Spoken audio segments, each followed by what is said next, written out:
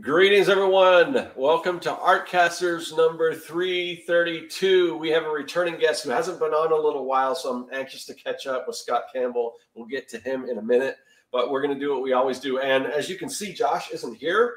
He's MIA. I don't know where he is. My guess is that maybe because he works so much, he probably got off work and took a short nap and ended up taking a long one, but I don't know. But I have a feeling he'll probably pop in here at some point. But right now, we don't know where he is. So anyway, so let's get started. I'll just introduce myself. I'm Scott. This is my channel, so that's where you can find me on YouTube. You can also find me on my my website at circworks.com. And just I keep kind of putting this out there that I will be launching a Kickstarter soon. I keep saying it's going to be this month.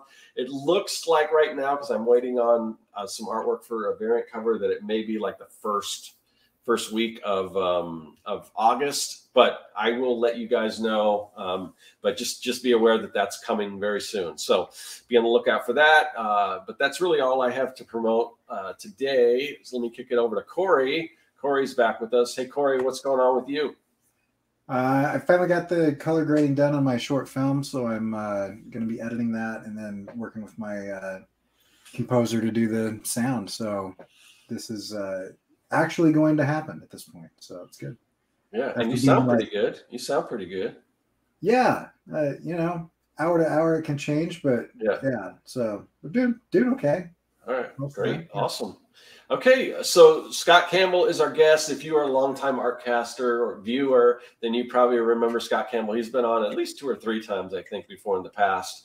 But we always we're kind of pulling him out of retirement because he retired. What? How long ago was it? You retired? A couple of years now, right? At least 3 years. 3 years. Okay, yeah. So we had him on once since he retired, but I thought it'd be fun to kind of catch up with him and see what he's doing. And he's always a great guest to have on the show. So, Scott, is there anything that you want to promote before we kind of start getting into our topic and everything? Just the usual. The best way to find me is just to Google my name, Scott with 1 T, Campbell like soup. Or if you want to see some crazy stuff, you can Google Extremo the Clown, my former persona. And I quit around Christmas. I did quit Facebook. And I quit Instagram because I was just getting so inundated. But recently I did go on TikTok, which is fun because they're just short little videos. And But yeah, I was getting too addicted to Instagram. I was like checking it. And I was just like decided to quit. But I spend most of my efforts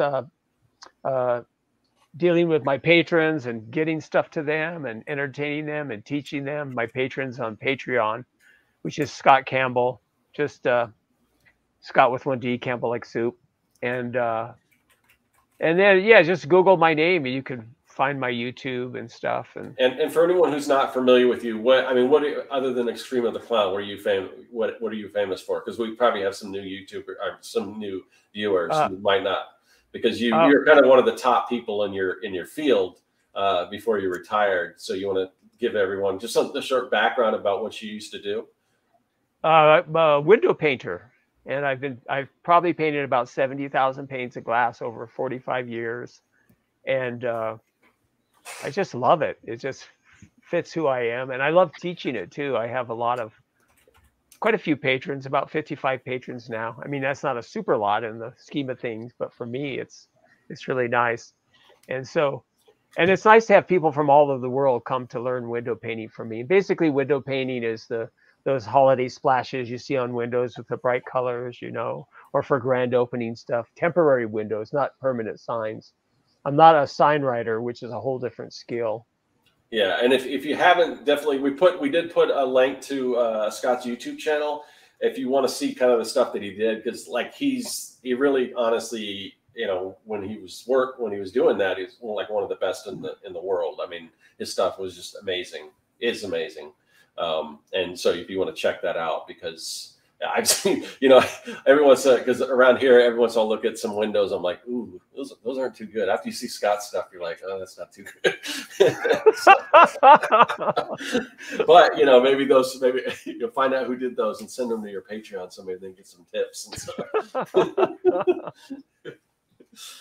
But yeah, so it's been a little while since we had you on. So I guess I kind of just want to catch up. But I was just theming this around because you were talking about how now that you're retired, you're still. I mean, I don't think artists ever retire, and I think that was kind of the topic last time we had you on. Is it do artists truly retire? And I mean, so you're talking about how you're learning new things and teaching and all that stuff. So I'm just kind of curious. I guess we could just start in kind of what you've been up to, recently, what you've been doing sort of since your retirement. Well, I've been, as I said, I'm doing the Patreon stuff and YouTube, and I make videos, the usual. But I really, all my life, I have wanted to learn how to draw. I mean, really draw.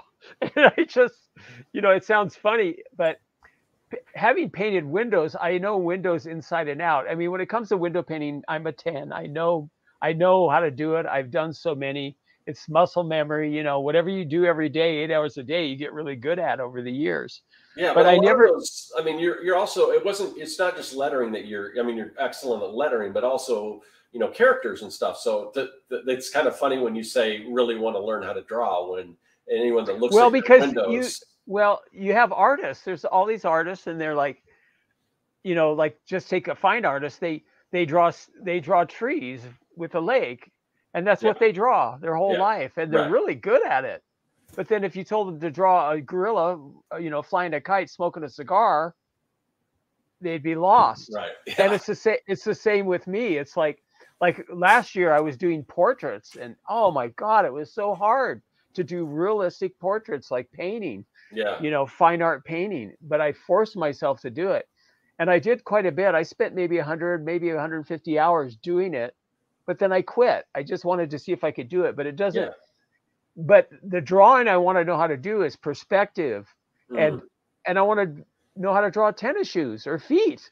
Or we might get you to make a comic before too long with it, because I mean that's I'm getting to the point now where I'm reaching that level where I could, because I've spent the last 5 years really working at learning how to draw, and but I can. It's exciting. Yeah. I'm going to be 67, and I'm so excited that I'm finally learning how to draw. And like you say, people go, "What do you mean?" Because I can just, you want a quick drawing of a dog or a cat or a bird or Uncle Sam or Santa, because those are things I do on windows, and I do them over and over. And I usually do their heads and their hands, and I don't do their feet too often, because you basically want the character big so people can see while you're driving by. You don't want a lot of detail. You don't want to show, tennis shoes with shoelaces, and it's like, but now I want to become an illustrator. And I'm finally, in fact, I'm working on a kid's book right now. Awesome. Yeah. I sent you some pictures, and I'm kind of proud of it. I'm like, wow, I'm really learning how to draw. And I wanted to show you this one. I think this is blown up, but this is a character I did. So, characters with elements, like poker chips and cards and a hat and a cigar and instead of always trying to keep it, super simple for a window, creating illustrations like that communicate ideas. That's the main thing. And so that's kind of my big thing right now, is just really finally learning how to draw. At the same time, I study people like Carl Kalinsky and, illustrators that do really dark, cool, illustrative work. And, he works for, card companies like that, or just computer graphics and stuff like that. And there's another guy named Ian McKay. He's done a lot of stuff for Star Wars. Yeah, I was just looking at his stuff in this. Just looking today, he did a lot of the stuff for Galaxy's Edge, the Blue Park ride. Yeah, he's awesome. And so exceptional artist. I study that too, that side of things, but I'm really more. Because when I study that, it helps me to do the other stuff, But I'm just starting to really learn how to become an illustrator, and exciting. The reason I never did it too is I'm so right-brained, I'm not methodical, and I don't have a lot of I'm very impatient. You know, that's why window painting worked out so well for me. It's like someone says, you know, it's Easter and they want to sell and it's a bike shop. So put a, you know, put a rabbit on a bike, 20% off, but keeping it simple. But it's like, yeah, now it's like I'm breaking through. It's really like I'm redeveloping my brain to be able to do the stuff I'm doing now because I've resisted it for so long. Is that your artwork, Corey, in the middle? Yeah. Yeah, it's like yeah, that. I'm working on a comic. Like, what the hell? Look at that. There's buildings and there's there's things. Yeah. You know, your art reminds me of is that guy. What's his name? God, I can't. They put out these books. They put out these. They're two brothers, and one of them's a writer, and one of them's. Oh, I know who you're talking about. Yeah, I've got the. You guys can do how to think when you draw. Yeah. Yes. Yeah. Oh, I'm nowhere. That's quite a compliment. So when I see that, it reminds me of them, and it's like, I look at this, I have so much admiration because my brain won't let me do it. Etherington, I think. It's like perspective. The Etherington brothers. Yeah, because the one guy's Lazo, and I think Worthington, I think, yeah. Something, yeah. And they have tons of stuff and reference materials. Because see, if I had to draw that, it would hurt my brain. It would physically, it hurts. It's like, because I'm so anxious. That's how I cut my goddamn thumb on a table saw. Because I'm like, I gotta cut this. You know, I should have used the right damn tool, but like that stuff just, I have so much admiration. I admire things I can't do. On the other hand, people look at me and go, how do you do that in 4 hours across 40 feet of glass? Yeah, exactly. You know, but because you do it, you don't think like that. It's like, what do you mean? I just do it. It's easy. Yeah, and similar, because Corey, this is a style that Corey doesn't usually work in. This is a new style, well, at least with the characters. It's a new style that he just developed for this particular project. Yeah. So this is a bit of an experiment. Yeah. So it's like, you know, that's been my thing, my dream, you know, being retired is to learn how to do these things that you never have time for before.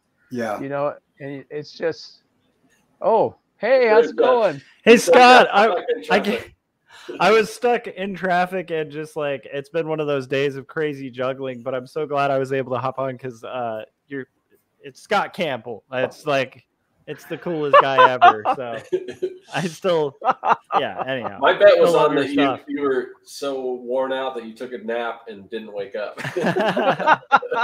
That's always possible too. So, we'll do it a little out of order, but go ahead, Josh, and introduce yourself and tell everyone where they can find you. Oh, okay. I hope, well, I didn't want to derail anything, but no, we'll get right back to it. Okay, cool. I'm Joshua Campbell. My latest graphic novel is Jacob's Apartment, which is a story about two young adults kind of trying to find their identity and struggling with the types of questions that can cause, or the types of things that can cause somebody to question even the strongest of faith. And dreams and reality interweave. So if you took like Eternal Sunshine for the Spotless Mind and threw Ghost World and both of those movies into like a blender and you drank that beverage and you kind of like the flavor of it, this book would be really good to order. So that's what I've got to kind of hustle my wares. So yeah. All right. So just to bring you up to speed, we're kind of just talking about educating yourself. Scott's talking about how now that he's retired, we're kind of laughing about it a little bit about how he's teaching himself how to draw, because if you've looked at any of his stuff, you're like, oh yeah, he's an amazing artist already, but he's talking about learning more about things like perspective and things like that. And I said, well, maybe we'll get you to create a comic before too long. And then we were kind of admiring Corey's work and talking about how this is sort of a new style that he's just experimenting with. So it's incredible, right? The stuff that Corey's doing right now. Like, I can't put my finger on what it is specifically that is just so mind-blowing about it, except that the ink work's great. I love the style, but it's like, it's such a fun evolution. but also Scott. Yeah, what are you talking about, dude? You draw so well. But I guess that's a testament to like the journey of art. Like, do we ever perfect? You know, I don't know. Well, you can never do every style and be good at everything. And it's like, I'm really good at what I do, but I want to do more. And, you know, I look at your work and I look at all three of your works, you know, Scott, Corey, and you. And I have so much admiration because I don't do that and I can't do that. But I am learning finally how to do. We can't do the kind of window painting you do. So. Well, I mean, I'm not talking about digital even. I don't. Right. I'm talking because I work with traditional materials. I use a blue pencil and then I hand ink it. I love this brush. Oh my God, this brush I have. It's a Kuretake 13. This is an amazing. I don't know if I can see it here. This thing is amazing. I finally found the ultimate brush pen. Oh, yeah, because I have a Kuretake brush pen too. I don't know if it's the same. I love the Kuretake Red Barrel. That's my favorite. Yeah, they're so nice. Yeah, and so awesome. But just 6 months ago, I couldn't control this. I couldn't use it. But I'm getting good at it. Yeah. And I was showing the other guys this picture I did. So rad. I'm working on a children's book, and you know it's got nice inking. It's not bad. And I'm proud of it, but is that digital? No. Or is it? Well, I mean, I did the art, and then I scanned in the hard line, and then I went in and I digitally colored it in Photoshop. I finally figured out how to do that. But that's how I like to work, like all this, the faded background with the smoke, you know, and stuff. But so I'm working on a kid's book. I want to do 18 characters. There, I've got 7 so far, and they've got poems. I'm writing poetry for it. It's for like older kids, you know, like maybe 9 to 14 or something. But and I want to make an actual book. I'll probably go through Amazon, that KDP thing. Yeah. You know, I don't know if I'll make much, but I think I'll probably sell it for $8.99. I might make a couple dollars per book, but just to get started. But I can finally do it. I always wanted to do that, but the problem was my brain is so set up for Windows. Yeah, like I can paint a 5 foot tall werewolf character screaming, you know, and I can draw it out with a roller and do all this, and you know, and it's like that's what I do, and people are like, "Wow, how do you do that?" Well, if you do 40,000, 70,000 windows, you get good at it. But I used to do illustration when I was younger, and I was okay at it. I could use pins. I used to use dip pins a lot, and I was a pretty good illustrator. But it just left. It's like if you don't use it, you lose it. So I had to I could work with pencil and draw and do sketches. Like people would want sketches. They'd want logos or ink stuff. I wouldn't even do it because I couldn't ink. So I'm learning how to ink now, and it's so exciting. Yeah. And so now the clean, thick and thin lines that I pull on Windows effortlessly, I'm not quite at that place, but I'm getting there. I'm starting to be able to do that on paper. Yeah. It's so exciting. It's like I'll have to find the name of you said you're no longer on Instagram, but there's an artist that does kind of sign painting, but he's got like huge following. I'm trying to remember his name. Let me see if I can find him, because you would probably love his stuff. And it might even, looking at his stuff, I know you're not on Instagram anymore. But because he does sort of use some of that sign painting, you know how, I don't know if you use these with Windows, but you know those the brushes with the huge, the really long for lettering, long bristles or whatever, and you kind of, and it's just, you can like a ruling brush, like a liner brush. Yeah. Sorry, liner brush. Yeah. Liners or single stroke brushes. Yeah. What's that guy's name? Well, those guys they're in a whole different deal. I can't do what they do either. It's like the niche that I do, the window painting, is so. Oh yeah, James Lewis. If you just look up James Lewis, he just does these amazing, you know, kind of sign paintery things, but he's like got this huge following where everything he does is sponsored by a big company. Like I'm looking at one. I don't know if you can see that. You can't see it on this, but he's doing like the character from Futurama, and it's just like he just takes that brush and just like one stroke, and it's just seamless. But yeah, that's the whole thing is artists, you know, they get into like I said earlier with fine artists, they draw a certain way, they do certain subjects, and that's fine, and that's all they do, and you know, they specialize in that, and that's what I did with the window painting. Yeah. So yeah, it is hard for people to go, what do you mean you're trying to learn how to draw? But because I take classes all the time. That was going to be my next question, was what are you actually doing to kind of teach yourself? Like I take classes. I follow a guy named Mitch Liu. I follow him. He's a French illustrator, artist, cartoony type stuff. But he does stuff like what Corey's doing here, but maybe a little bit more cartoony, but you know, perspective. And for me, because I'm so right-brained, I don't see things the way people that are more even see. Things are skewed, and it's difficult for people like me. You know, it's easier for me to dress like a clown and jump around and go, and paint windows and, you know, and just whip them out and big, bold colors, perfect design, perfect layout, everything's working, you know, and because it's like my brain's like smoke. It's all over the place, you know? Yeah. But when you have to be an illustrator and you got perspective and you got all these elements, it takes a lot of practice. Or like if you want to do portraits, you can't. It's like I did do some portraits and it was hard. Yeah. It was really challenging. Yeah, and I think I think the key thing is like the neat thing is because of your window painting and the fact that you know how to like control that. Like one of the things I've always admired about your stuff, it's even in your sketches too, is like you have a really good sense of like the thick and thin of lines and then like the structure of a form.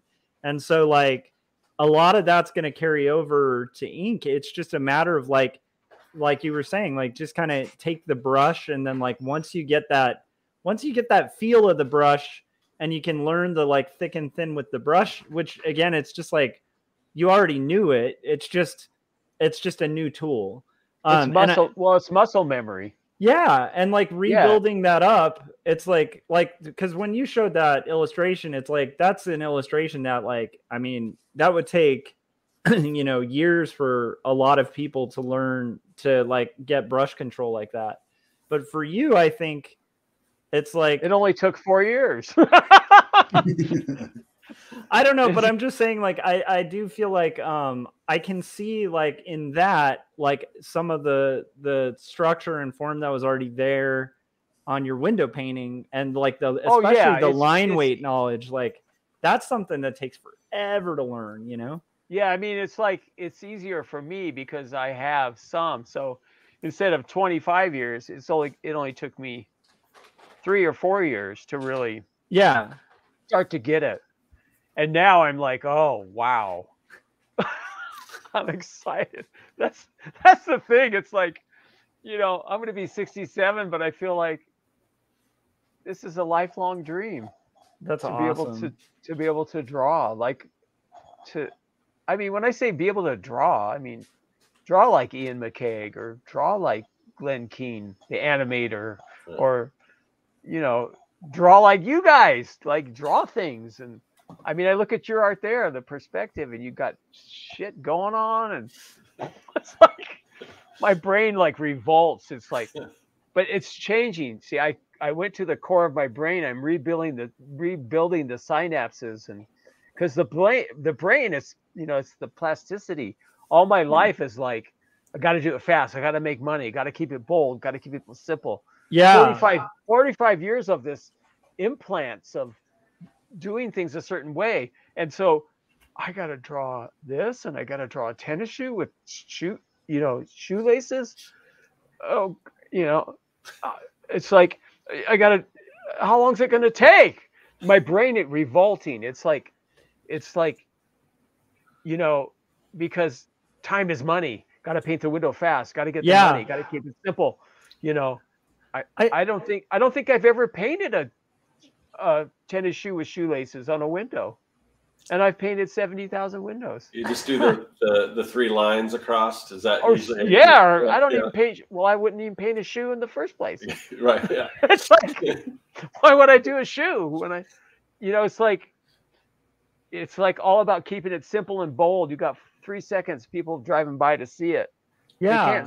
They can't see, all these little details on shirts. I don't use fingernails. Hardly ever have fingernails. I usually don't either in comics, just because sometimes they can look awkward unless it's a close up, Yeah. Yeah. So it's exciting to be retired and to be able to work on, like all my ebooks that I give for my patrons. I only recently made an ebook that was color and it was inked, and it was so exciting. But the ebook is called "How to Add Verve to Your Window Splashes." And you send me a copy. It's great.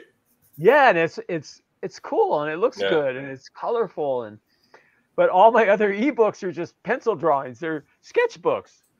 This is reference material for you because I couldn't ink yet even then. So. And we got a message from Landon wanting to know how your thumb is. So I don't know if you wanted to want me to show you it. Josh and I may have to turn away. I want to see it. Corey will check it out. Yeah. I'll just look at my You drawings. have to tell the story though. So let me know when you're done. I see. Okay. Let's see. There's the camera. There it is. Oh yeah. So basically, Ooh. see, Brutal. basically the saw cut my whole finger in half. Wow. Oh, Down like this, cut the bone in half, and they said I was going to lose all this, but Geez. And it's got a fingernail. Let me see if I can. Fingernail's growing back, but it's little now. It's not big. See, it's tiny compared to this one. Oh man. And it's the whole end's really sensitive. It's like if I touch it, it's like an electrical shock. The nerves are all freaked out. Oh geez. But and I can't bend it. Oh no. I can only I can't do this. I can't do this. Do they This fuse is the impossible. joint then? Yeah, it's just all welded together. Yeah. But I don't, it doesn't bother me that much because I still grab stuff and I'm outside and I'm building things. I build a shed. I'm using the table saw too. But I had a buddy who he's a woodworker, and he cut through the knuckle of his thumb like a cross, right? And so they put it back together and fused it together. And his daughter was about 3 or 4, and she was looking back and forth, and then she goes, "Dad, how will you eat sandwiches?" that was her concern. Was you need 2 thumbs for sandwiches, Dad. My grandfather cut off 3 of his fingers like as a chef. Like and like it's the funniest thing because it's a different generation. Because he would like served in World War II and stuff, but like when I'd ask about his fingers, he'd be like, "Yeah, I cut them off," and I'm like, "How?" He's like, "Oh, it was just it's like a guillotine bread cutter. Like they have these big things and just got my fingers too much in." He's like, "I had to take a couple days off work. It was pretty rough," and I'm like, "That's it. That's it." And he's like, "Yeah, that happens. You lose fingers." I'm like, I've always been mystified by that kind of attitude because that looks so painful. Yeah, brutal, Scott. I'm fine now, but my hand still all this stuff. My hand for a long time couldn't close, and but I could still grab. Says you're the Tony Iommi of comics. Did he lose his finger, or I don't, or did that? I hadn't heard that story, so you might have to specify, CB. From Black Sabbath, right? Black Sabbath? I think he's from Tony Iommi. Isn't he from Black Sabbath? I could be wrong. I don't remember. But the best thing about it, though, is I'm left-handed, and it was my right hand. Yeah. Well, there you go. Oh man, I'll tell you. But for a long time, I couldn't use a mouse with my right hand. Yeah. It really took a while. It's been like 7 months. Yeah. But it gets better. It gets better all the time. Yeah. And I'm really excited because when it happened, I was so scared because I live on the Native American Indian colony here in Fallon, Nevada. I'm living with my sister-in-law. We never did get a house. I don't know if I'm going to get one now, the way the prices went up. But so we live here, and we have a lot next to it. And so this last Halloween, I did a UV 3D big display, and I put glasses out there, the ChromaDepth glasses, and said, "Free glasses, check this out." And people came in from town. I got maybe 40, 50 people the first year, but my dream is to build that up each year, and I eventually have 12-foot high ChromaDepth clowns with you walk through and a little. Yeah, I'll have to, Scott, I will have to reach out to you because when I mentioned a little bit before some of the new content that I'm planning on doing in my YouTube channel once I get the new studio done. But that's something I want to look into, is that ChromaDepth 3D and how to do all that. So yeah, that sounds amazing. Reach out to you. And I remember some of the videos or pictures you showed us from when you had the shows or whatever, where you do a full ChromaDepth room kind of thing, and it's just kind of impressive. Yeah. So yeah, I love it. It's so beautiful, and I want to build that up. And so when I cut my thumb, I was like, oh, I can't do this anymore. I won't be able to build, but I'm excited because I could use it again, and I'm fine, and I could do the cutouts. And I just got to be careful when I use saws and use the right saw for the right thing. Like I could have used a jigsaw if I had to. I didn't have to have some perfectly straight cut. The board was too big. I cut through the entire board till the very end. And the saw blade was high up because I was cutting 2x4s on it, which is stupid. I have a chop saw I can cut 2x4s on. Yeah. So the blade was up, 5 inches above the table. And so I got the board through, and at the very end, it kicked back. The board hit me. And the first thing I thought is, oh, it's going to hit me. That's going to hurt. But it turned, and my thumb just went right into the blade. Oh, jeez. And I was looking at it and just going, this is bad. Yeah. This is not. So I was telling Audrey, I go, Audrey, call 911 or it's bad. Don't look at it. I had my hand over it. Yeah. And so luckily we live 3 minutes from the hospital. Oh, good. And she took me in. She was driving and it was fine. It didn't seem like totally painful. I've had more physical pain than that for sure. Because you're in shock, kind of. Yeah. And it just looks weird. It's like your thumb is in half. And then, but right before I got to the hospital, I started getting really nauseous, and I was just going like this and just spinning. And I felt that I hate more than anything else. And they came out to get me. We just pulled right into the emergency bay. They came out to get me. They're like, "Is he okay?" And but at first it was funny that they're like, "What are they doing here? Why are they pulled up here? Just go to the." And then they look and they go, "Oh, okay."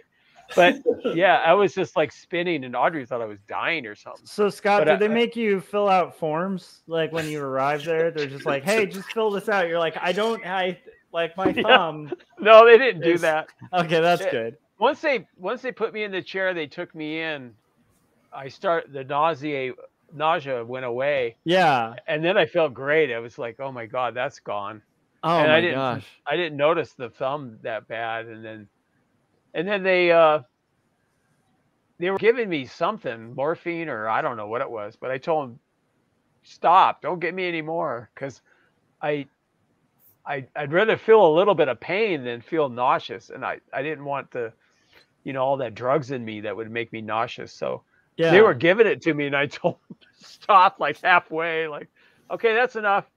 And so they stopped. So, but then they had to give me shots because they were sewing it up. And then later on, I had to go to Reno. They had to tear it apart again and put it back together and put that freaking pin in it. That was weird when they pulled that pin out. That's weird.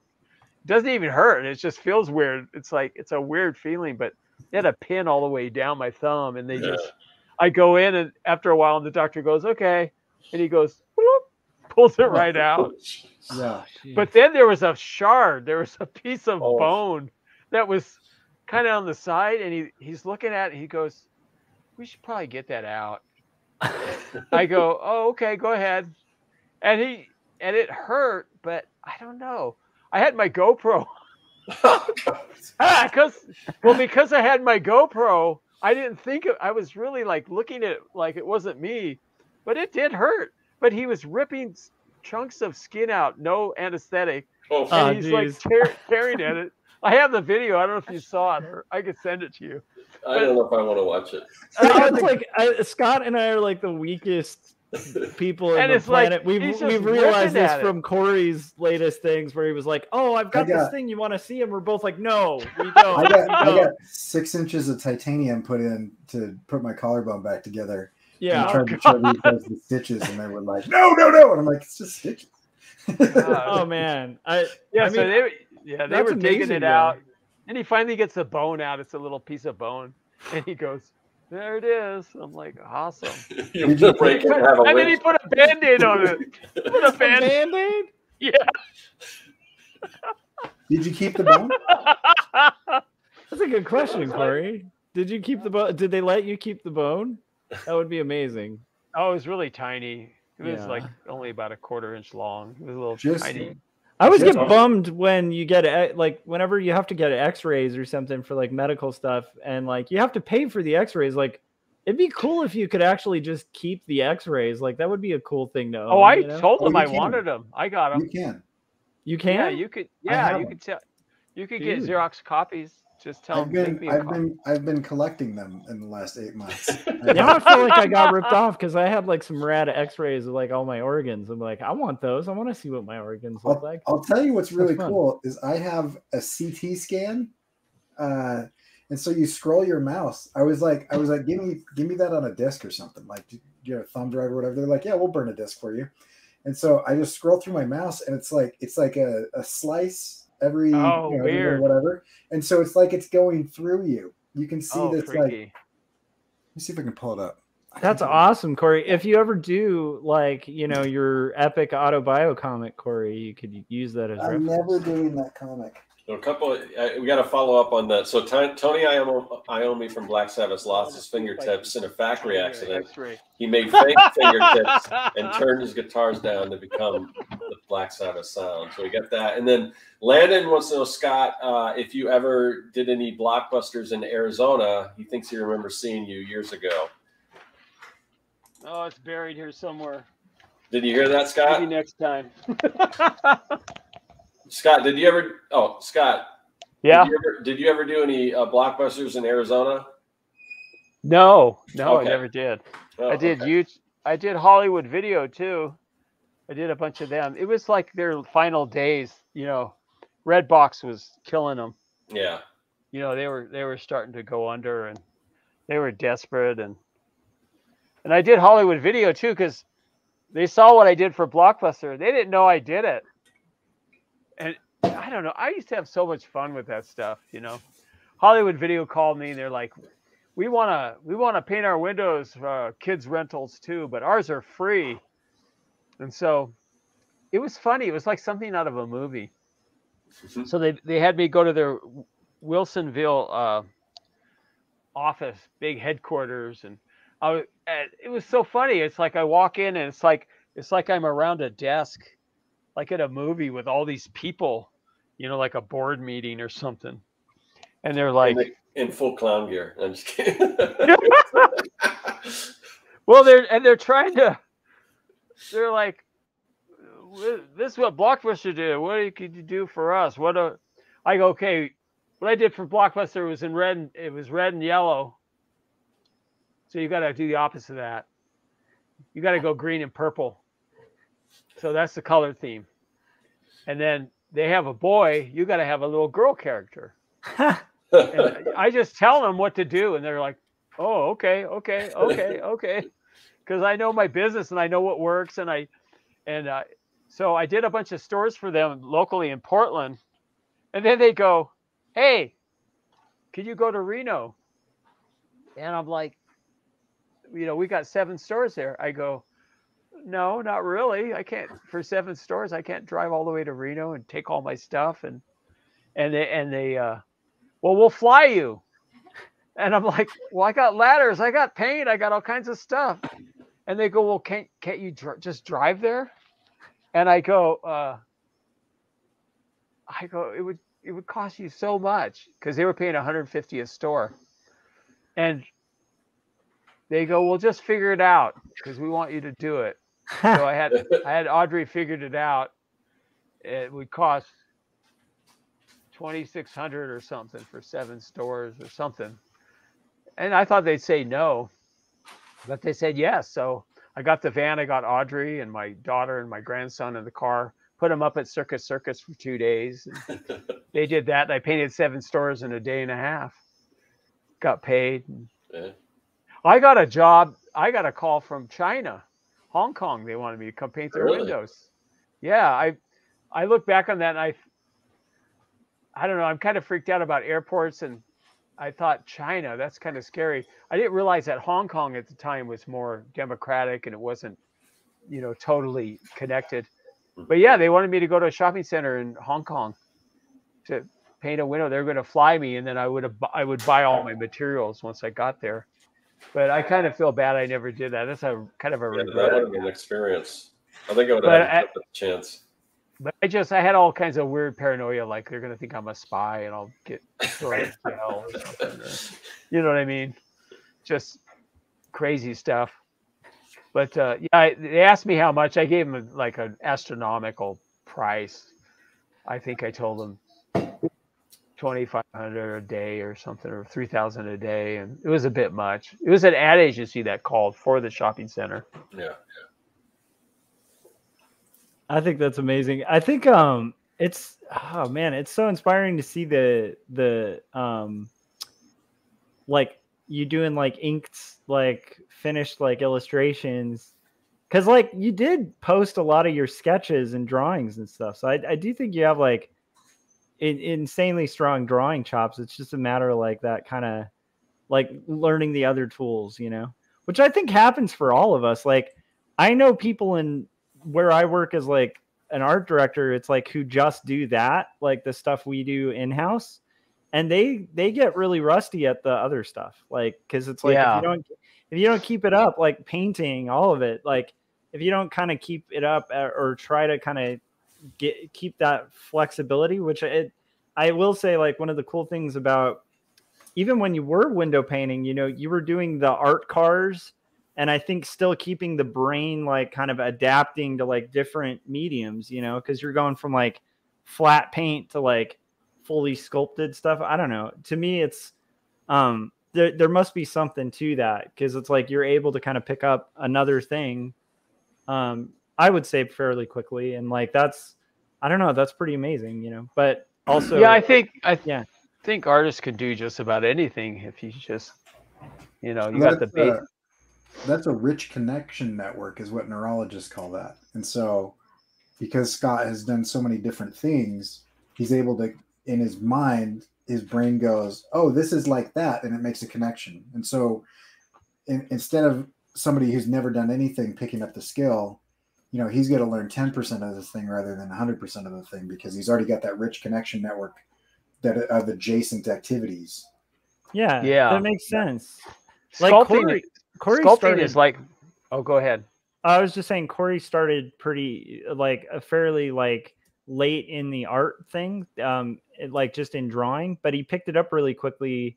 I would say because like he was really dedicated, and then aside from that, like he had all this experience doing like videography and photography and like learning the fundamentals of design and stuff. So like taking that and then applying it to art, it's like I think that gave Corey an advantage because he learned incredibly quickly too, Sorry, just I'm seeing a connection here. Yeah, well, awesome. Sculpting and writing are really close. They're really close. Oh yeah, because sculpting, true sculpting, you only take away. You're carving away stone. So I should say modeling, where you can add and detract from the clay, is so much like writing, because I like to write, and I'm writing the children's book, the basic poetry stuff for kids.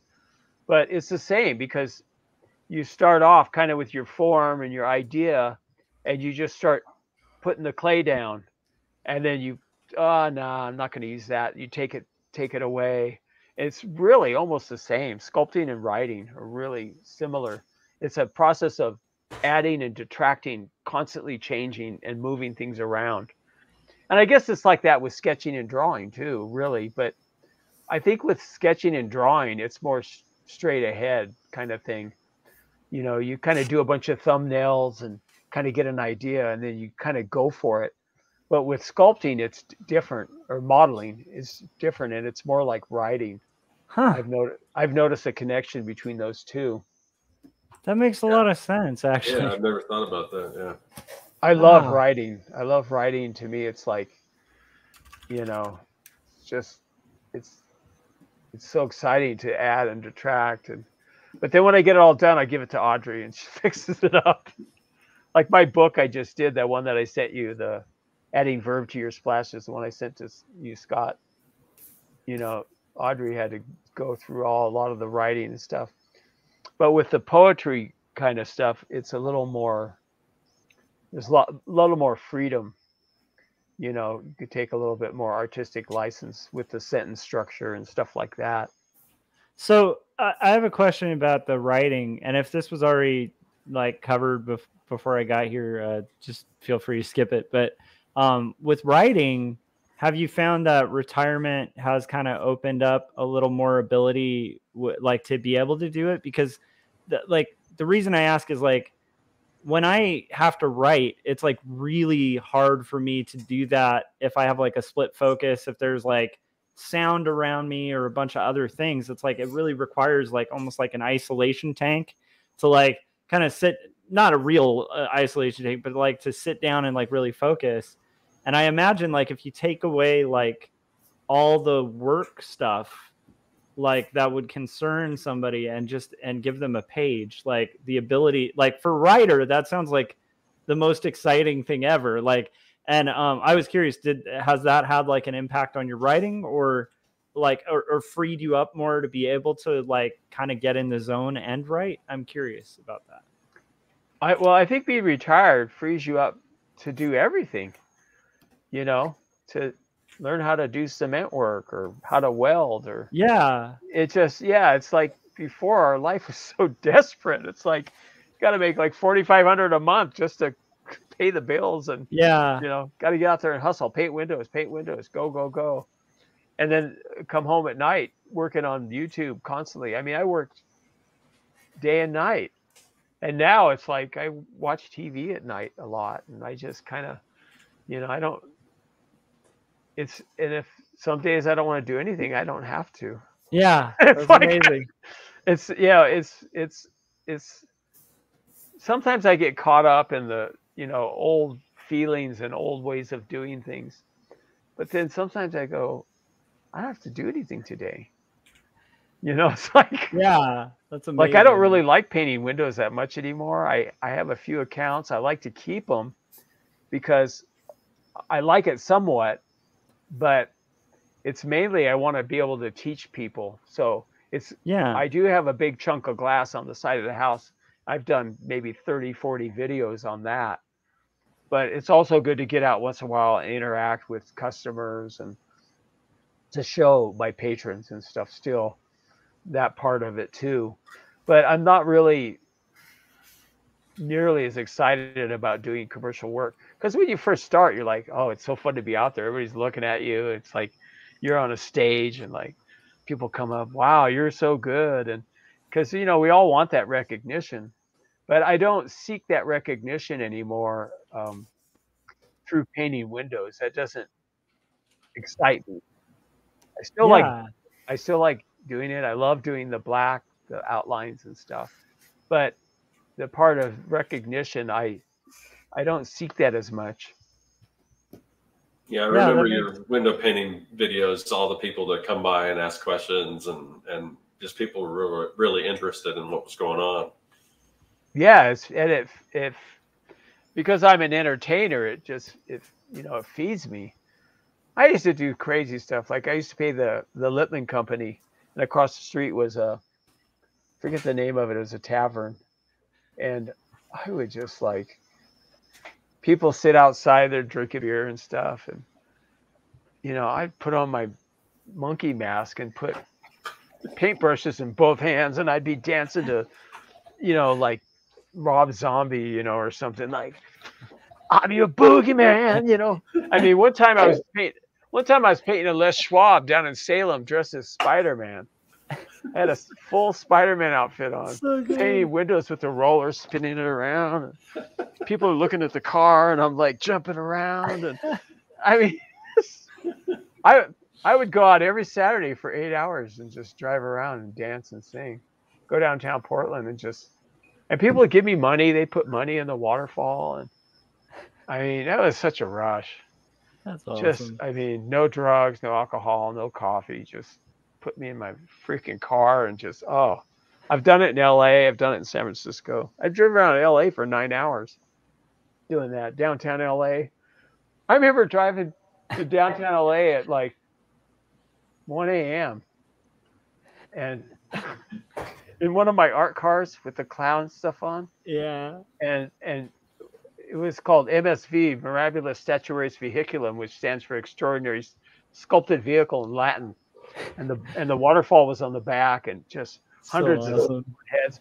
I remember going down there, and people would start walking up to me. All these it was like Escape from New York, that movie. These creepers would start walking towards me and stuff, and I just open the window and just go.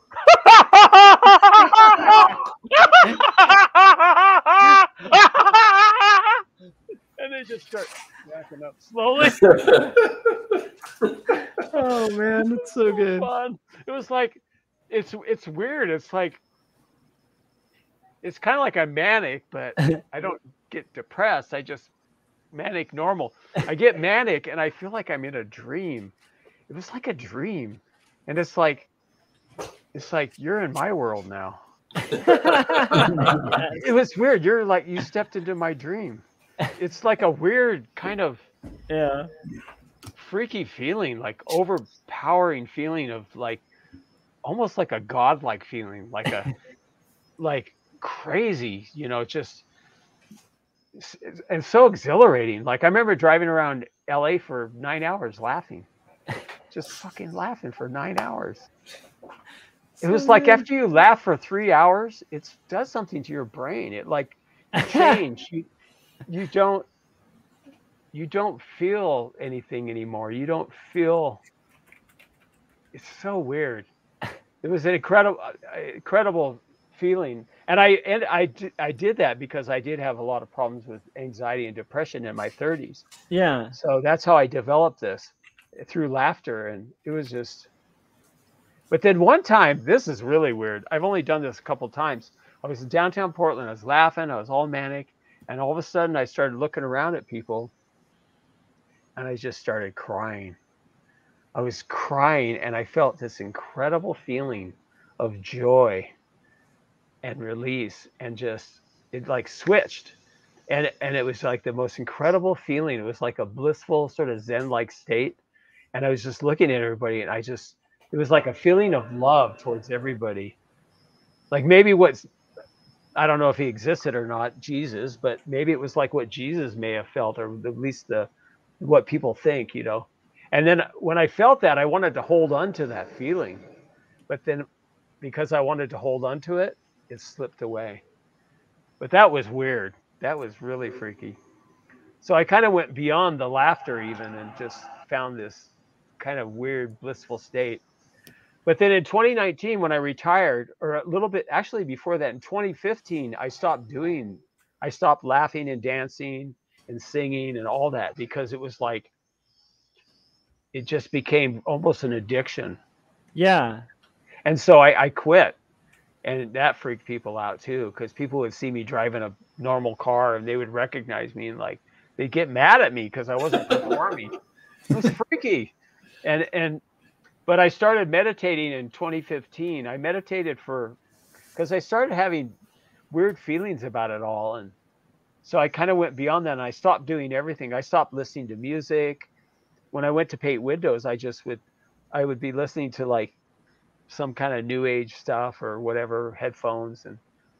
But I meditated every morning at 6 a.m. I got up and meditated for 30 minutes every morning for 9 months. And that was really cool. And it's hard to meditate. When I first started, it was like, this is so weird and such a waste of time to sit there for 30 minutes and not do anything. But then after a while, it was weird. And because I was kind of like on this wanting to seek spiritual enlightenment thing, and I was reading all these books and stuff and trying to get my shit together and not have to dress as a clown and act nutty all day to feel good about myself. Yeah, so I was on this. That must have been the time where I discovered you, sometime around there, because you weren't doing a lot of the extremo stuff when I discovered you. Yeah, it was more kind of normal. But then after a while, I was meditating. I was like, I had this idea, like, I don't want to be spiritually enlightened anymore. I don't care. I don't care if I could not have any thoughts, and I don't care. And so I stopped reading books. I stopped doing all that, and I just kind of like gave that up too. But then I did recently, living here, I did do some more meditation for about 9 months. But yeah, it's funny. It's like just different path. But I think art is the biggest healer of all, though, because art is meditation. I mean, when you guys are working on your stuff, you're basically meditating. You're focused. You're in present time. You're in the now. You're not thinking about, Donald Trump or whoever. You're not worried about the news. You're in the present moment, And so I think art saves lives. It focuses you. It takes your mind off all the crap, That is true. There is like a presence that's kind of required of art. And it's funny, like I actually did a video about this like 2 days ago. It's like you're speaking exactly what I was thinking, where I'm in this weird situation where I have to like do 230 comic book pages by the end of April, and it's insane. So every night I've just been going hard from like 9 to 2 a.m. and then I'll wake up and go to work, and then I come home and like read to my kid, and then 9 to 2 a.m. like just on loop, just comics for the whole time. But I have noticed like outside of that, like I'm a lot more content, because it's like I don't have time to like listen to the news, to obsess about things that I tend to overthink, which I think all artists do. We're overthinkers in general. And yeah, it does lead to a lot more contentment, because you just kind of have to be in the now and do the thing you have to take care of and keep treading water, because it's like, I don't know. So anyhow, my point is I totally agree with you. I think art is a really it is like a thing that kind of demands your presence, when you're working on it. And so it's like it's kind of cool. I love it.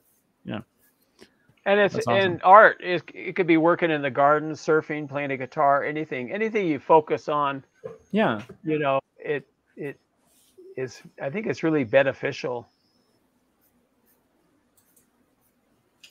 I'm just throwing up from Gary. He says, I'm a big fan of meditation, and I agree that it's something meditative about art, or at least there can be if you're being patient with it. Yeah, I mean, I've done meditation a little bit, and I have a life coach, and he's big into it. And he keeps asking me, well, have you been meditating? I'm like, not really.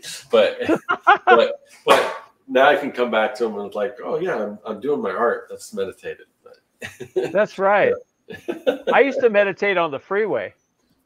I would sit in my car, and I would make sure there's a lot of space between me and the license plate in front of me, like way more than one car per 10 mile an hour. And I would focus on the license plate, and I would try and put my consciousness in the license plate looking back at me. And I would also just get a feeling of it's like a feeling of nothingness. But it's cool when you meditate. I did get to a point where I realized that I'm not anything, that I don't exist in the physical universe, that I'm just, all I am is consciousness. I'm not a man, a woman, a dog, a cat, a bird. I'm nothing. I'm no thing. I'm the consciousness behind all things. And then I realized, but it's so weird, because you're sitting there and you're going, okay, and you're clearing your thoughts, and then all of a sudden you're like, okay, I have no thoughts. But you do, because you're thinking you have no thoughts. It's really hard to not think. It's like, oh, Yeah. okay, I wanna sit still, and I don't want to have any thoughts.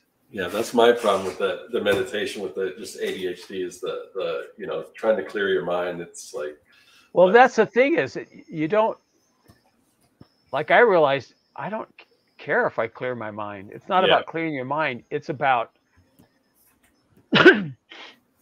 not chemically and emotionally reacting to something or following it down a pathway. In other words, you're sitting there and it's like you're watching the sky, you watch the clouds go by, and but we become our thoughts. We think we are our thoughts. We think we get a thought, we got to do that. But then after a while too, it gets boring when you get into that place of, you're just like,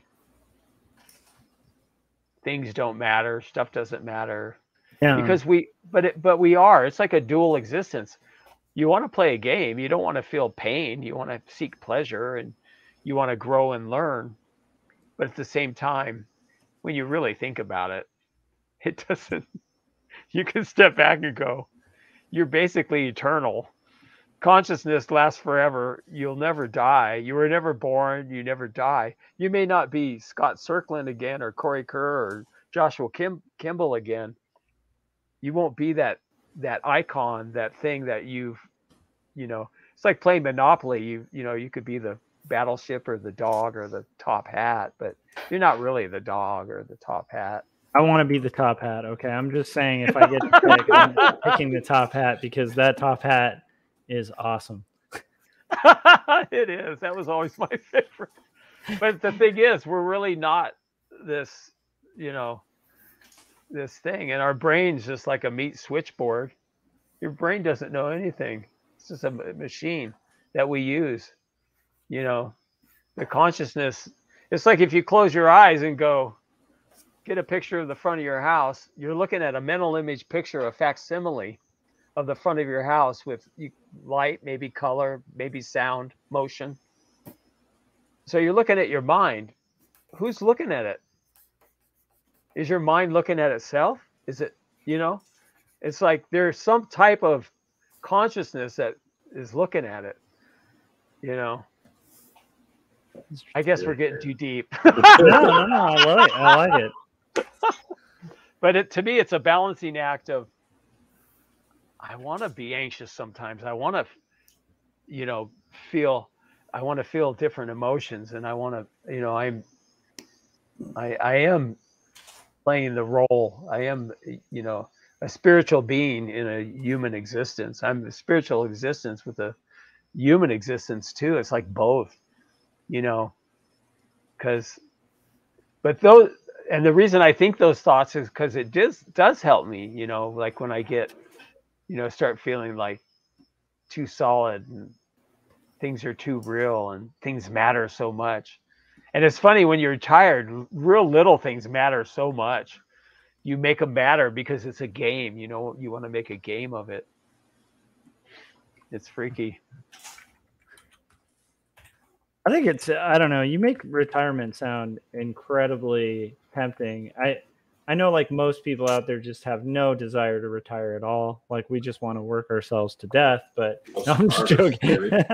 Oh, okay. But I was definitely being sarcastic. Okay. No, my point is, it sounds like really, really cool. Like, for being able to explore your own philosophy, for being able to, like, play around with different art forms, like, and learn new skills.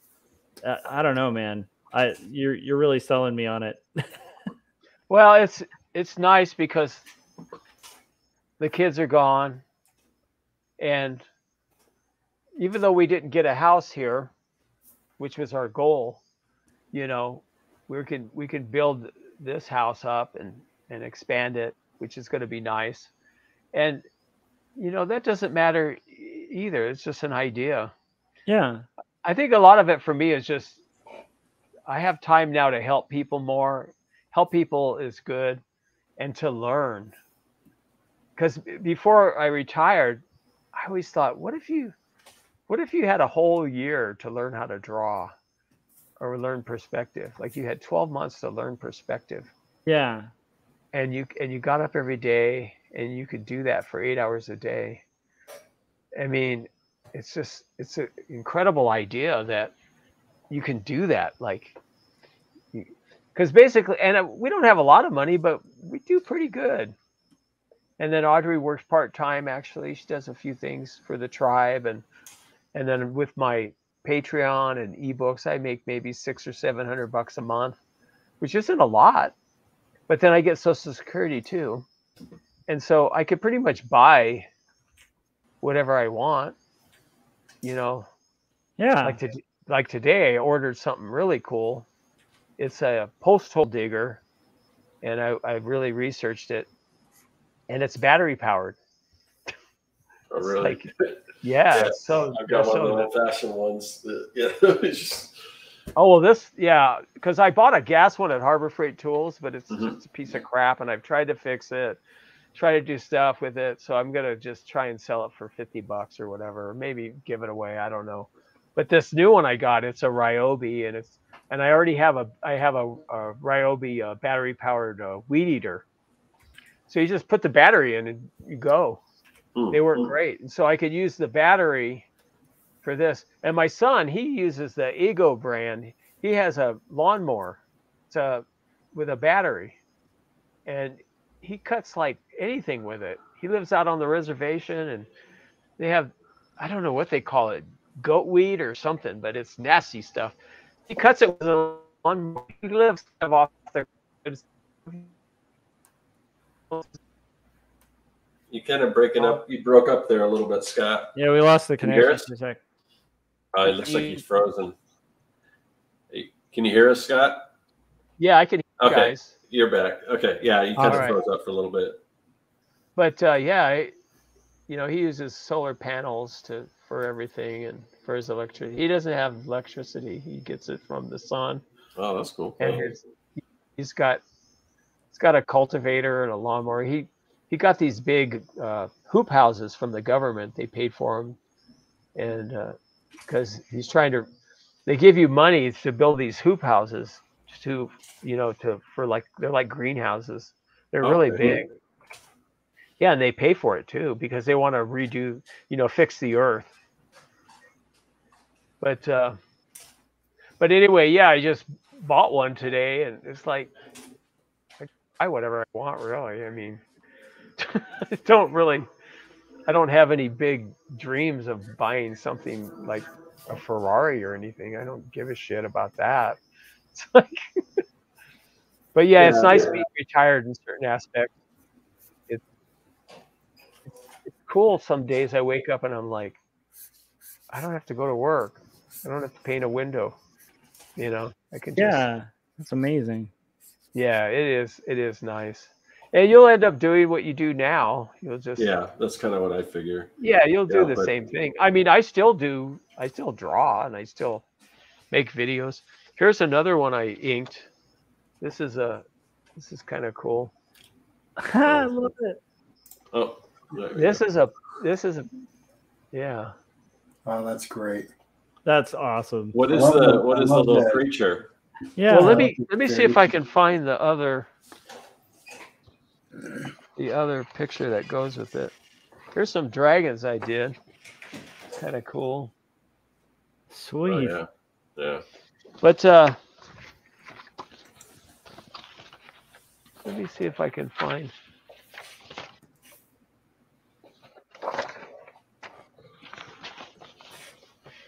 So yeah, what I do is I draw the characters.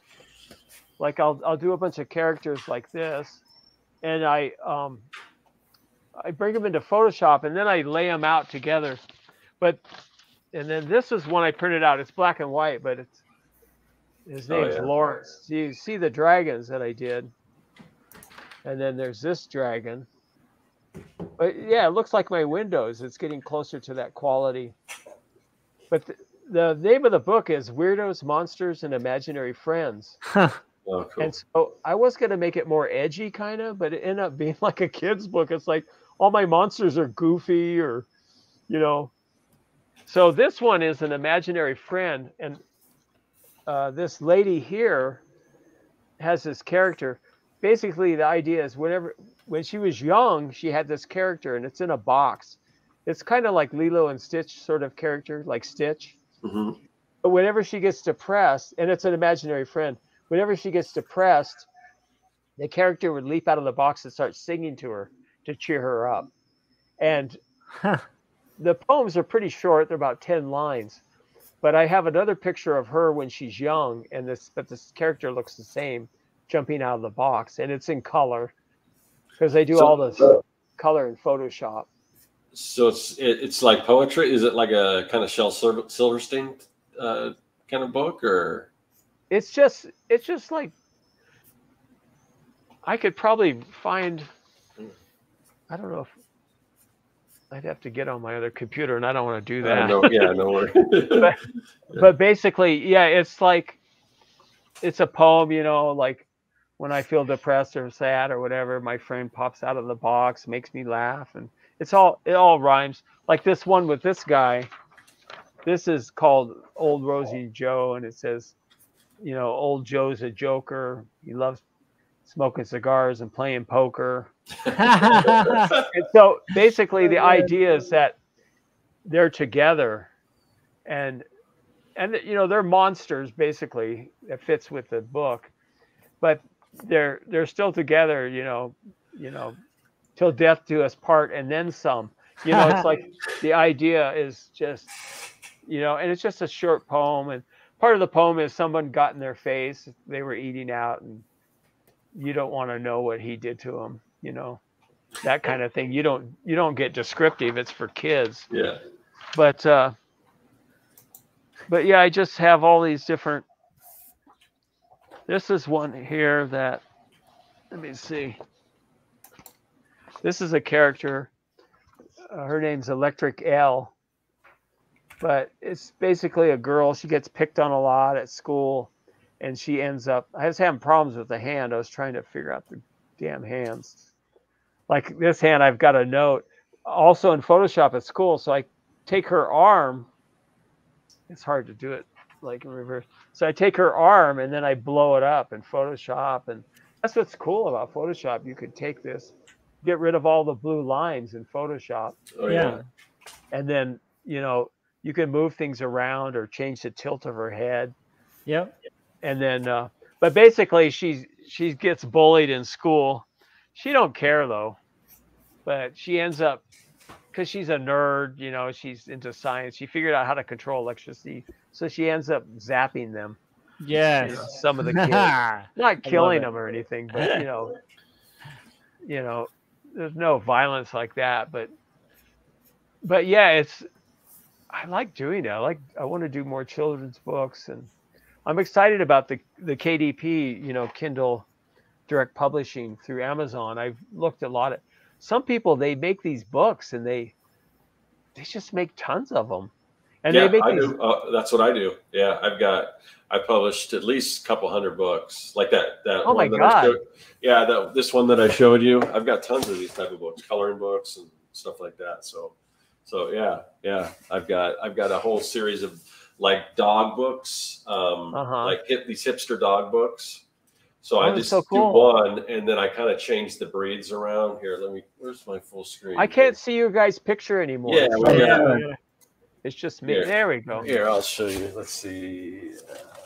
Then I've got all the make your own comic books, but let's see. I made you full screen so that we could see your artwork that you're showing. Let's see. Oh, thanks. I'll go back until Scott's ready. Where's the dog books at? Oh, here. Yeah. Did Scott literally just say, "Where are my dog books at?" Where are my dog books at? Come on, guys, in the chats. We got to start calling like Artcasters listeners. Like the secret code word for that is the dog books. So we'll just go, "Where are my dog books at?" And people will be like, "Oh, we're right here." I'm kidding. So there's the pugs, and then I've got here's Chihuahuas. Those are really good books. Like he actually sent us the pug one when he made it, because we have a pug. And God, I'd that's recommend so these cool. for dog lovers for sure. Frenchies. You gotta slow down, man. You're like, I got more. These are I've got tons of them. You're showing them almost as And then I've fast, got- as impossibly fast as you made them. Well, that's the thing, because I kind of make a template, and then I just change the breed around. Like, So are those all through KDP? Yeah, these are all published through KDP. So this because I was going to Yo make Mama my joke book, coloring book. So it's just got all these wow. different Yo Mama jokes that you can color. That's I mean, so I've got cool. I got tons of these. And the thing is, it's all depending on what it is. It's all keywords. Say, I don't really advertise these on my website because it's some of it's off brand. I mean, there's some of this stuff. I'll show you this one. This is definitely not my brand, but I've got this one. It's all about like getting drunk and so like stuff like. But the thing is, I don't have to even attach my name to it. It's all keywords. So if people are searching for certain keywords, they'll find it. Yeah, I was thinking of making my book like 6x9, the size. Yeah. So I've got those too. Let's see. I've got. Oh, here's one, like a zombie apocalypse journal. You just fill.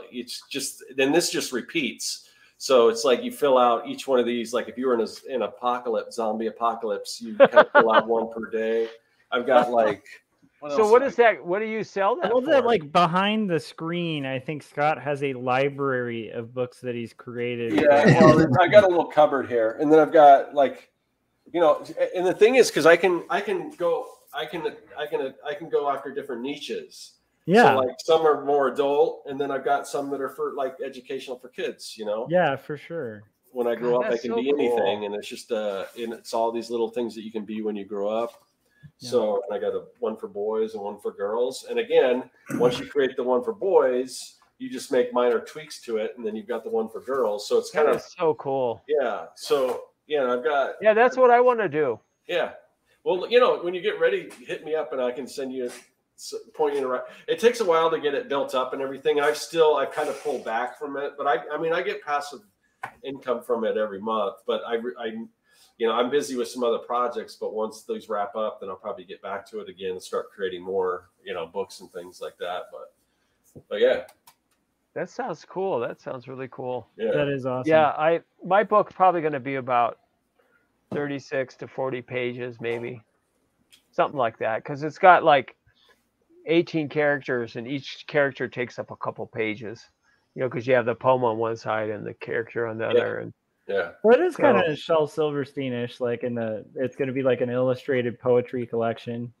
That's awesome. And there is a big difference between color and black and white. So if it's in color, you have to charge quite a bit more. That's why most of my stuff are coloring books, and most of them are in black and white. I've done Yeah. Well, I was going to charge $8.99. I don't know if that's good or bad. It just seems like Is it color or black and white? Yeah, full color.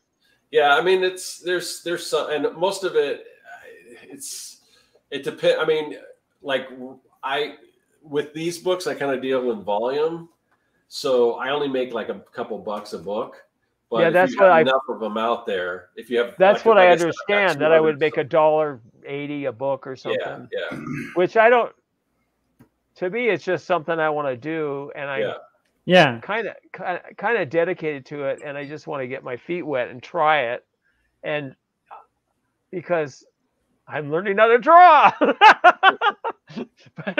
but yeah, look at what you got. You got all these books all over the place because you've got that sensibility already where you could draw it, and it's probably cool. Oh, I'll draw this. I'll draw that. That's pretty amazing. So it's pretty exciting for me to just, And this book I won't be given to my patrons. I'm actually going to ask my patrons to buy it, to support me by buying it, because I know if you do a few sales, I think from what I understand, it helps generate more sales. Yeah, because once you start getting reviews on the books, as I've got some that have, reviews, and the more reviews they get, the more people discover them and everything. So they tend to sell more and more, as time goes on. And I still don't have any that have gone like super big, but you never know. I mean, yeah. And I just think of it too, as like, being retired, money is it's more, you know, Yeah. like before it's like literally I'm out there trying to make 500, 600, 700 a day Yeah. painting windows, you Yeah. know, and making sometimes 1,000 a day. I've made 2,500 one day, you know, I'm making, you know, but without all the bills. I mean, when we sold our house in Portland, paid all our bills, we have no bills, you know, we don't have any big bills or anything. Yeah. So we're scaled way down, but we don't have to have a lot of money. So, you know, I make $500 on Patreon. It's like, that's pretty cool. Yeah. You know, but that $500 before, that's how much I would strive for each and every day. Yeah, that So, makes sense. yeah, so it's different, you know. So, yeah, if I could sell a book, and like I sell my ebooks, I sell are really expensive, but it's because it's kind of a niche, and it's information. But yeah, I think people sell ebooks for like $1.99 or something. Mine are like, if you buy one, it's $15, which is pretty high for an ebook. Well, yeah, but yours are more educational based. So if it's something, if there's something valuable that they're going to get out of it, that they could hopefully in turn make their own money, it's a good investment, I think. So Yeah, yeah, sure. I think I know I've made $3 or $4 grand off my ebooks over the last because you know, and same thing with digital products, which I put a lot of time into those. But I've got digital products that, you know, they've got templates and things that are going to help you, you know, do comics or whatever like that. And those the most expensive one I have sells for around $50, and then I have some that sell for around 30, some that sell for around 20. But it just depends. That's cool. Yeah. Yeah, it seems like you've got a lot going on, like a lot of different things. Yeah, I need to get back to doing more of that. I've got so many ideas for digital products, and I think once I get the kind of moving in this new direction with the studio and the YouTube channel and everything, I'll probably have I'll want to do some more. I've got some other ideas for some digital products and things like that. So, yeah. Have I ever told you guys why anytime somebody talks about going in direction that is new in the reverse order, I chuckle? Or do I have to explain it? What? I guess I'm not funny. You might have to. I'm confused. What? Yeah. Say the word new and then direction. It can sound like you're saying a different thing. And I, ever since somebody pointed that out to me years ago. New direction. Exactly. Oh, okay. I'll be in like a business meeting, really serious, and they're like, "We need to take this conversation in a new direction." And I'm like, it's so bad. I can't take it from my mind. It's been in my mind for like ever since then. It was like a mind bomb, and now I've given it to you and to the people in the chat. Now every time I hear it, I'm going to think that. I went to. But what's funny is if no one else hears it, you can just go, "I'm sorry." So like. Not an old direction, but a new one, right? And they're like, yes, like a new direction. I went to this art studio in North Portland, and it was called Penn Island, and I was just like, you know, had Penn Island on the door, and then. But the whole thing was, if you look at it, it's Penis Land. Oh no, that's hilarious. And they did that on purpose. It was like Penn Island Studio. Oh, that's so funny. But the letters were in such a way where they were kerned a certain way that if you took a double take, it was like Penis Land. No, is it lame that, like, I don't know, I still, like, the older I get, the more that like when I was in like 7th and 8th grade, that kind of thing You're was regressing to me. And now I'm totally getting there, like, again, completely. My humor is just the worst. Oh, I gotta tell you some other stuff. I used to be a Scientologist. I don't know if you do this, but I did not know that. Yeah, I think you mentioned it on a previous one. Yeah. Well, when I ran for mayor of Portland, I put that I was a Scientologist, or ex-Scientologist. But and then there was an article about me in a newspaper in Portland called the Mercury, and a long article. But I was talking about Scientology and how they're all crazy, and I was denouncing it and stuff. But anyway, when I was in Scientology when I was a kid, it was in LA. We used to go to the LA airport and sell Dianetics books. Dianetics is the modern science of mental health. It's a kind of a precursor to Scientology. And we used to go to the airport to sell them. And then I was young. I was like 17. And, but we would roam around the airport doing surveys and selling these books, And I used to call, to page somebody. I go, can you page Mrs. Eddix, Mrs. Diane Eddix for us? So they'd be like, Miss Eddix, Miss Diane Eddix. So we were like implanting people at the airport to buy our books. And so they'd see you come up. That's a good sales tactic. We're using cult technology. Cult tactics, yeah. Cult technology to brainwash people. Miss Dianetics. God, crazy times. Oh man, yeah. I've always wanted to do a book at some point about somebody who got out. Because I know a few people who got out that were like, were fine, and then I know some people who got out and were like harassed for like years. So it's like, oh yeah. But I still think it would be a fascinating thing. I just think I need to like publish a few more books, get a little more money for legal fees. So it'd be like a graphic novel. Yeah, but I'd need more money for legal fees, Oh, I bet you a lot of people would really dig it. I bet you it'd be fun. I mean, it would be. It's a fascinating topic. Do the research. Yeah. Interview people. Yeah, I think it would be cool. I remember I was in Portland driving around. It's after I'd gone crazy and was doing the art cars and the clown. I don't think I was a clown right off. I used to wear a bear mask, and a little bear mask put over my face, and I'd drive around and I saw some girls fighting, like teenager or maybe a young 20-year-olds fighting. I pull up, I get out, and I have my bear mask on. Mr. Bear says it's not good to bicker, especially when you're friends. And then I get back in my car and drive away, and they just like, what the fuck was that? But I remember I used to have this sculpture of it looked like an embryo of a baby kind of, but the head was like an old shriveled up lady. And I used to carry it around. I used to do some weird shit. But anyway. I kind of love it though. Like, I mean, I feel like you kind of just have an art approach to like everything, including that, where it's just like, that would be fun. I'd drive by the Scientology Center and I'd hold that out, that weird, and I'd scream, "Look what Scientology did to my baby!"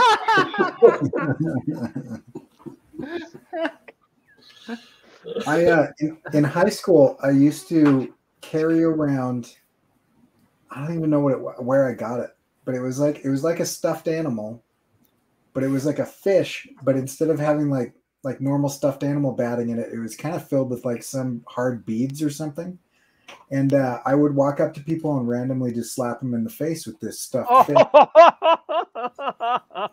You could have had a YouTube channel if YouTube was around back then, Corey. That sounds. What's that? I said you could have had a YouTube channel doing that. I know, right? Yeah. I would just. So was it like a beanbag material, kind of, but harder, like a beanbag? Yeah, a little bit. They had these beanbag type things, but they weren't styrofoam. They were like seeds or something, or nuts inside of it. It had some weight to it. So yeah, like you go to the circus and you throw the beanbag through the clown's mouth, but you slap people instead. You bitch! So this is before like Men in Black and everything came out, but we used to dress up in white shirts and then black suits and black ties and wear sunglasses, and we we cut like phone cords and would stick like the curly part of the phone cord in our ear. And then we would walk through like the store and follow people and talk into our sleeve, and then like hold books upside down when they would look at us as if we were reading. And we would just like make people, we would try to find like the most paranoid people in the store and just like if anybody was high, we were going to follow that person around. So I wanted to share just something from like, I did a stream yesterday, and I don't know if you guys remember that Frank was kind of joking that Jim has like a marionette kind of doll or whatever. Oh, yeah. What is the name for this kind of doll? Yeah. And Frank kept like teasing, going like, it looks just like me. And then Jim literally just drew glasses and a mustache and sent this to us. So anyhow, I thought that was hilarious. Yep. For a quick second that Frank popped up on the channel. This is a friend of ours who always chimes. Ironically, he's not here in the chat right now. He's probably over at Jeff's channel right now. Yeah, he'll be watching it after the fact, though. That was for you, Frank. I wanted to say something to you, Corey. You know, you mentioned your film, but if you ever need any, like, particularly weird, kind of cartoony, strange voiceovers, I'll do them for free. Oh, dude, I'll totally take you up on that. I used to do. I've done a couple for a couple films, and there was one called Rip and Glide, and it was this guy, this filmmaker, but it was like, you know, it was kind of that voice of like, rip and glide, feel the wind in your hair and blood on your feet, you know, that kind of voice. But it was, his thing was, it was animated. It was a guy, and he was just like being pulled by a car, and his feet were all bloody and just shooting blood out. It's like, rip and glide, just get it and throw it, catch a ride, and you know. And then I did another one too, of similar voice of a, God, it was something you put in your car to beef it up, and it turns into a supercar or whatever. But it was funny. But they took a bunch of outtakes that I did at the end while the credits are running. That was pretty funny. But then one time I did a voice for a dog. They wanted me to do a dog. It was for a toy, and I had to like go, you know, like, you know, it's like really dorky. But I made like $100. Oh, that's awesome. With that toy, you should have made a lot more, because you should have got royalties for every single one. That's right.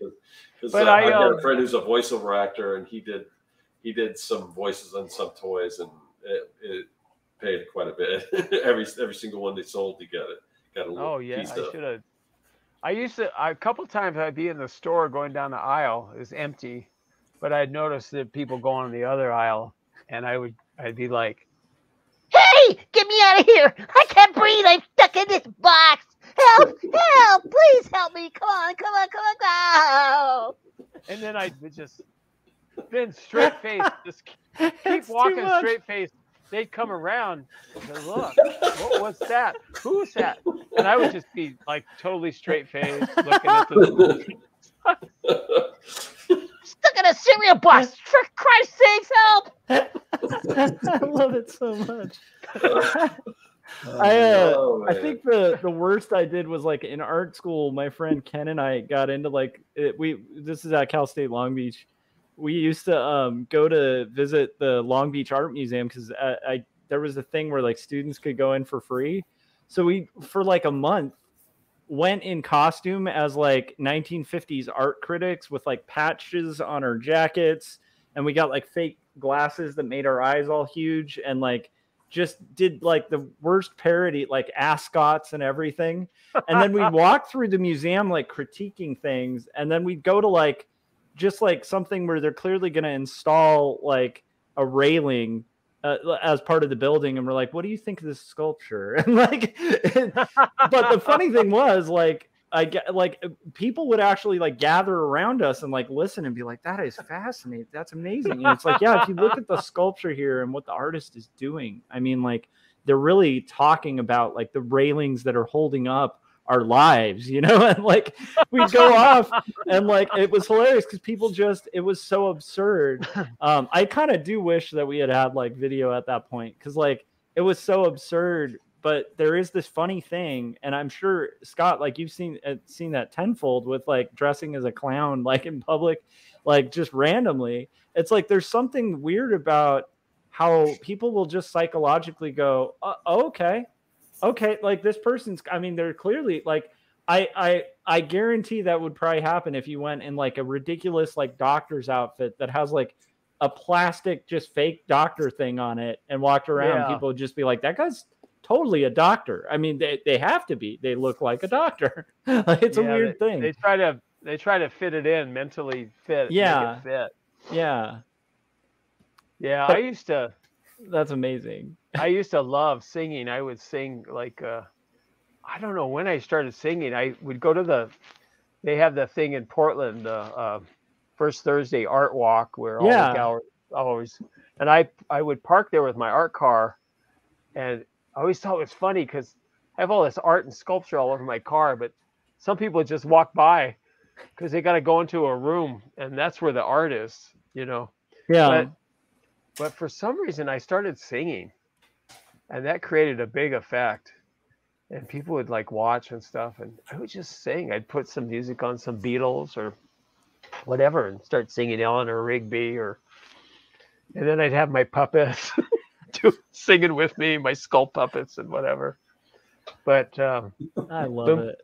When we went to Seattle, we went to the Seattle Art Car Blowout. They did about 60 art cars there, and I would sing for 9 hours. I'd just pull up. Jeez. And then Audrey would make a spot for her. She'd read or whatever. It was before, you know, phones and YouTube and all that. And I'd just put on music and I'd make tracks. Like I'd go from singing Karen Carpenter to Black Sabbath, and then Tom Jones to Nice. AC/DC. And I would go back and forth. But I love singing Karen Carpenter because it just freaked people out. People, and Audrey would call it, they get a look in their eye. She called it the trance. And because there's tens of thousands of people passing all these art cars and stuff, and they'd come up. And I remember one time I had up to 60 people standing there. It's like just looking. It's so good. And I got my skull puppets and I'm a clown singing, "We've only just begun to live, white lace and promises." You know, it's just like, and people would just be like, and then sometimes I would sing and I'd sing really loud and I'd have the music loud and I'd be singing loud, and I would look up and I would see people approaching my, you know, within earshot, and they'd be like,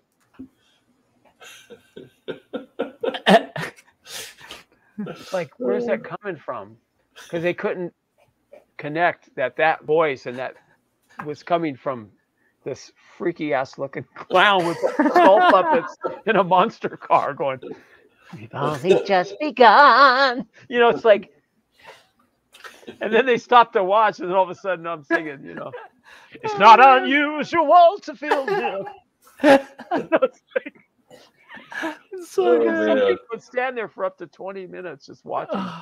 And then they put money in the waterfall, dollars and coins. And Audrey would just take them off and she put them on clothespins to dry them out. But I made $300 one weekend. That's awesome. Singing all day. And I couldn't stop. I was like, I didn't even want to eat. I couldn't eat. I was like, you know, eat a hard-boiled egg and some nuts or something. So I get back to the singing, you know, and it's so manic. But people just, but then I started dancing too, and people like that. I'd get out of the car and then but the adults would stay back. They'd be like a 15-foot, 20-foot radius around the car. They didn't get too close. But kids would come right up to the window and they'd be like, Your next book seriously should be just a memoir, but maybe even like Yeah. a memoir of all these little things that you did. I mean, it'd be great. Yeah, I mean, honestly, like your stories, like every time we've had you on here, it's just like a riot to hear all these crazy, awesome stories from like your life, because you've had such a like just fantastic like art life. You know, it's pretty amazing. It's cool, and it's I would love to see like a comic about it or something, you know. But I'm always trying to convince everybody I know to do autobiographical comics, because why not? I was at the naked bike run thing, and I brought my van, and I got there early at the park where all the naked bicyclists were going to be, but there wasn't very many there, so I was there, and it's a park, like, you know, in a neighborhood. Yeah. Just a regular neighborhood, regular folks. And I was naked, and I was clown on top of my car, dancing disco naked. You know, this 50-something-year-old man dancing around with, and I had a clown nose on, but I also put a clown nose down there on that. But it, you know, it kept falling off. I put it back, and I'd be dancing around. But I remember a carload of teenagers go by, girls, and they didn't know that naked bike thing, and they were just freaking the fuck out. They were like, "Oh man, a naked old man clown on top of a car." But then later on, some people came up. Some people are starting to come now. A lot of women, a lot of men. They're all nude, some half nude, and these girls, these ladies came up in their 20s, and they're like, Extremo, wow, it's so cool. You got any? And since then, the clown nose had fallen off, and it was kind of on the side. And the girl's like, you got any more clown noses? I go, not. Oh, wait, there's one down here. And I gave it to her, and she put it on. Oh man, I think that's going to close out the show. I love it. I actually do want to clarify to people what the naked bike ride is. So in Portland, there's a day where like a bunch of Portlanders, like, and I'm talking like it can be up to like hundreds, will just all get on, but yeah, thousands. Like they'll get on bikes, and they do this, and a lot of them really get a kick out of like when there's tourists who have no idea that that's happening. I have one quick story about it. So my wife and I had just moved there. We have our California plates and stuff. We're parked at a stoplight, and a local in Portland like kind of cruises up on his bike like this, and he's kind of doing this like, haha. And then he looked so disappointed because he, like, I think he was looking for reaction from the car, but it's like, my wife and I are art students. We've seen like everything. So we're like, okay, how's it going? And he's like, he just kind of put his head down and kept biking on. We're like, sorry, dude. Like, anyhow, yeah. Naked bike ride, very Portland. That's awesome. All right. Well, definitely we'll have to have you back, because I mean, you're just full of stories, Scott. It's so good. Always. Let's do what we usually do, go around the room, and we'll talk about anything we have to pitch before we start closing out the show. So, well, I guess we'll start with Corey. Corey, what do you got going on? Anything that you want to let people know about? I finished this comic, so that'll be up. I don't know. I'll probably put that up tonight. So go check that out on whatever social media you want to check that out on. That's all four at the same time. But, so yeah, so that's done. So yeah, you can just see CoreyKerr.com. I think I might start moving away from social media a little bit. And so I think I heard you mention that on Josh's channel. Yeah. Yeah. I don't know. Just more and more, I'm just less and less wanting to just feed the beast. I kind of want, this is a whole topic, but I expect social media is going to implode within the next 3 to 5 years. And so I kind of want to get ahead of that, because I don't know. They're just you want to talk about that? I'd like to hear your thoughts on that, because I don't post on Facebook. I don't post on Instagram. I do YouTube. I don't know if you would consider that social media or not, but yeah, I mean, YouTube is technically social media, but it's a different beast. Yeah. But I mean, our artist guy that I follow, he's got 78,000 followers on Instagram. He was posting on Twitter, and he showed the engagement that he got off of one of his posts. I've got 2,000 followers on Instagram. We're both getting less than like 200 engagements. He's got like 40 times what I've got. And I mean, I just think Instagram is they've just turned off your access to your audience. And the more I think about it, the more disgusted and annoyed I am at how they're treating creators, because I'm also following the CEO on there, and he gets on there every week and talks about how much we love creators and it's really important and and it's like, give me my freaking audience back, you a-hole. Like, I don't know. So anyway, so I think I'm gonna move towards like blogging and email stuff. I'll probably still post because it just Substack. I'm loving Substack. Whenever I put out a newsletter, I get good feedback, and yeah. I think I'm probably gonna head over to Substack because I do like that kind of model. Anyway, all of that will be announced at some point if I ever pull the trigger on this, and if I can breathe long enough to be able to stay awake to do it all. So go to CoreyCurr.com and follow me wherever. Okay.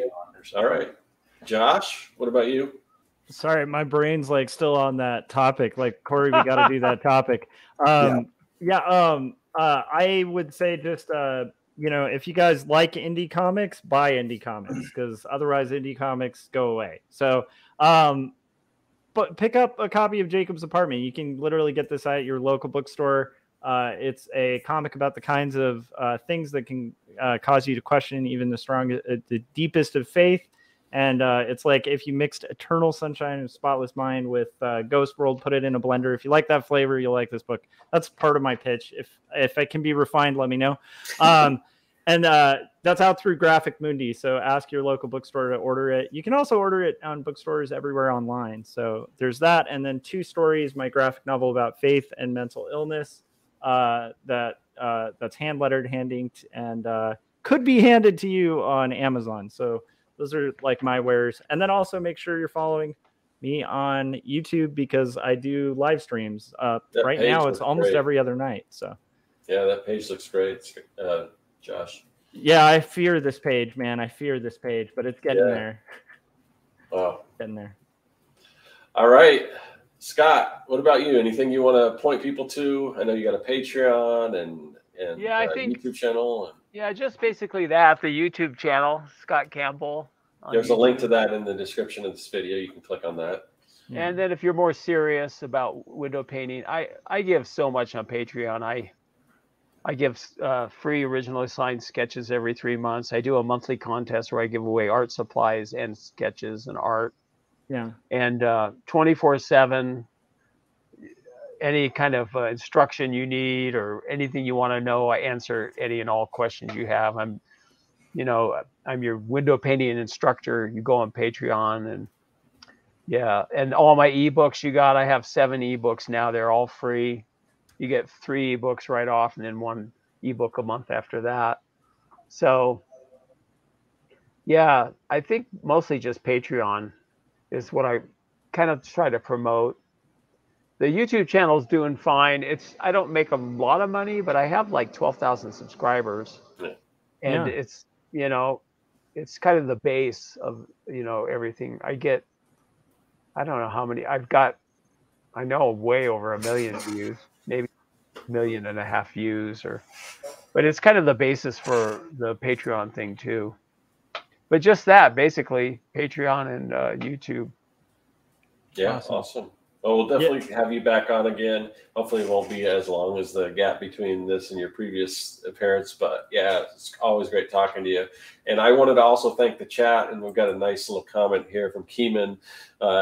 Great show, guys. Honestly, this is the most hilarious Artcasters ever. And that's a pretty good compliment, because Keenan has seen most of the Artcasters. He's usually in the chat. Oh, wow. That's great. So, so all right. And then as far as me, you can find my stuff here on YouTube. You can also go to my website, circworks.com. I've got tons of digital products, like I mentioned earlier, and all kinds of stuff there.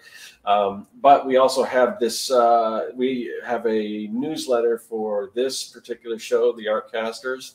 And because the way this works is we usually do it every single week. We have a different guest on.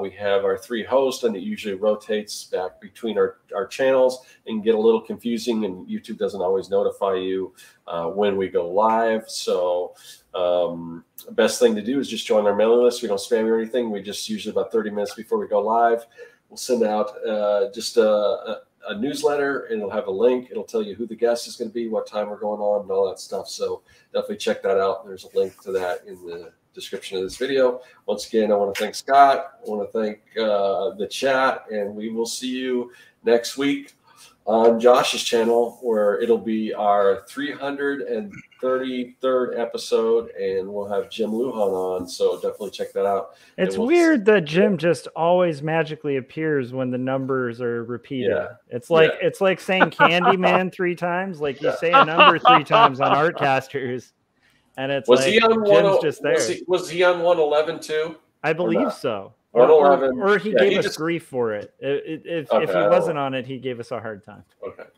I'll tell you all about 111 and the next time I'm on. Oh, you can also tell us after the show. So much about that. Okay. 111 will blow your mind what I tell you. Okay, we gotta remember that. So stay tuned next time Scott's on the show, and we'll talk about 111. All right, later everyone. We'll see you next week. Bye.